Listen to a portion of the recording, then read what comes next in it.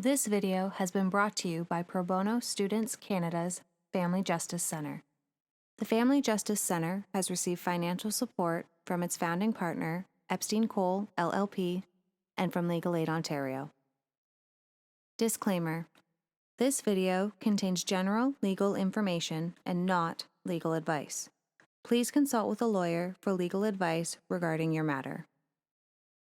If you can't afford to pay your current child support obligations or want to change the terms of an agreement or final order for child support and have exhausted your other options, you may want to bring a motion to change. To change your final order or your agreement, you must show the court that there has been a change in your ability to pay that is a new development not known by the court or you at the time of the original final order. A motion to change can help you reduce the child support you pay or to stop the child support payments altogether. Filing a motion to change can feel like a mountain of paperwork. You may find it helpful to think of your court documents and supporting evidence as an opportunity to tell your story and ask the court to make an order to allow you to change your current child support obligations. Let's get started. To bring a motion to change, you must provide proof of the change in your circumstances to the court so that they can understand why your support amount should be reduced or terminated. You can begin this process by filling out a Form 15 motion to change. The information you provide in this form allows you to 1. Provide the court with the facts that show why the order should be changed. 2. Provide evidence to the court that support these facts. And 3. Tell the court what orders you want to make based on your changed circumstances. Form 15 is a sworn document that allows you to provide your story to the court. This written narrative is very important as it is your opportunity to explain the circumstances you are in, why you are in this position, and to outline any steps you have taken to change your circumstances. It may be helpful for you to write down what has happened and attach evidence or documents called exhibits to the Form 15, such as a letter from your former employer regarding your termination, a pay stub showing how much you had earned before being terminated, and job applications you have submitted to try and find a similar job. If you are not employed, you should provide evidence of your ongoing efforts to secure employment, like copies of your job applications, your resume, and screenshots of job searches. You should keep notes of jobs you apply for, interviews, places you call or visit. When you're looking for and/or applying for jobs, they should be at your level and expertise. If you're unable to work as a result of a medical condition, you will want to attach documentation to your Form 15 from a medical professional that provides specific details about your medical condition and how it impacts your ability to work.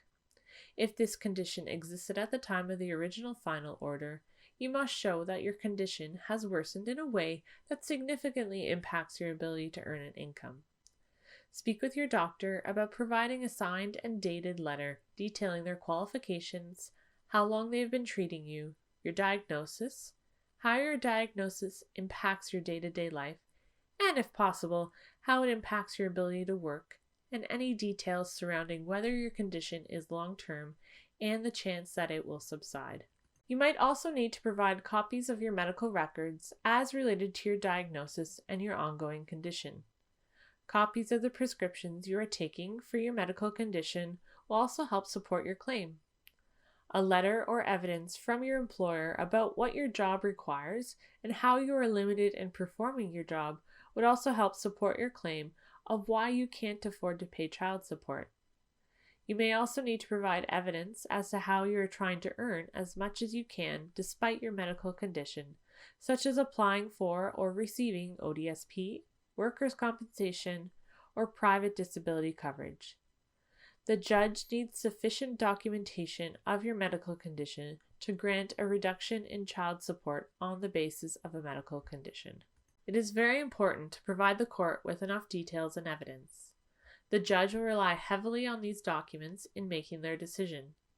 If you find it difficult to include all the details in the Form 15, you can choose to prepare a Form 14A affidavit to supplement your Form 15. A Form 14A affidavit is also a sworn document.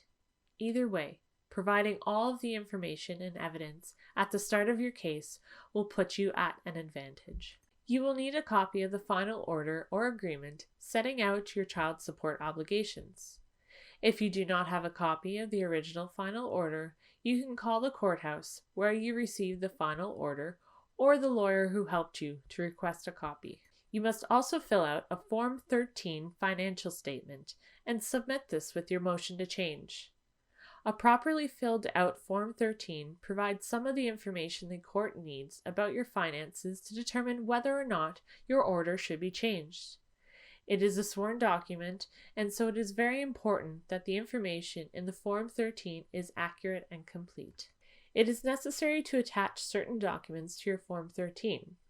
If you are employed, you must either attach your 3 most recent pay stubs or a signed, dated letter from your employer confirming all income you have made this year.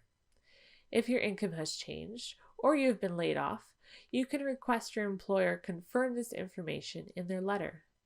If you're receiving social assistance or workers' compensation or collecting a pension, you must attach your 3 most recent pay stubs. If you are collecting employment insurance, you must attach your most recent pay stub as well as your last record of employment, ROE, which you can find on your My Service Canada account. When filling out the Form 13, you must attach proof of your income from the current year and past 3 years by providing copies of your personal income tax returns. If you own a corporation, you will also need to provide your corporate tax returns for the past 3 years.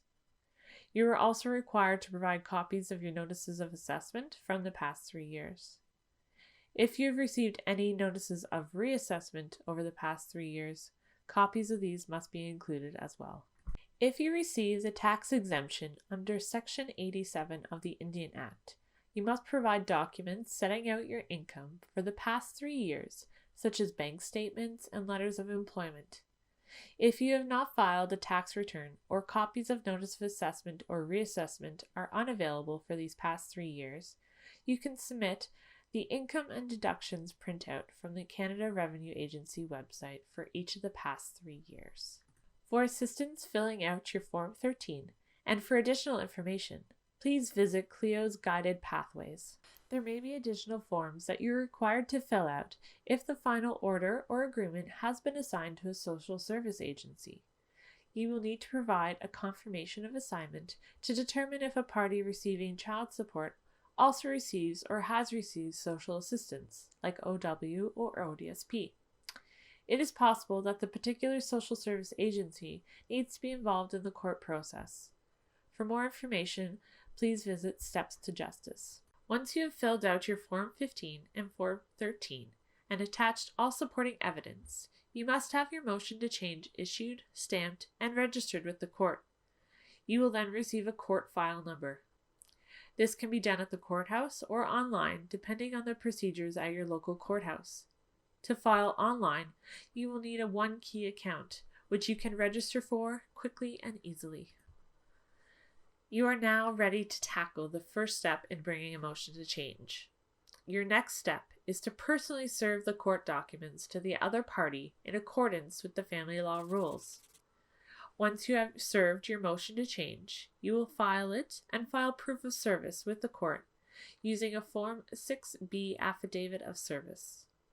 The opposing party has 30 days to file a response.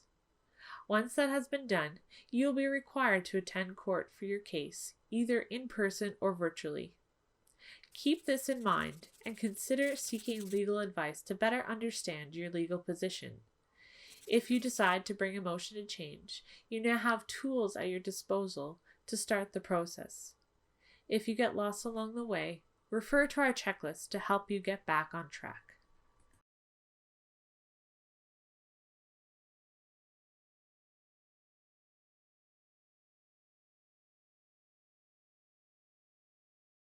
Please remember, this video contains general legal information, not legal advice.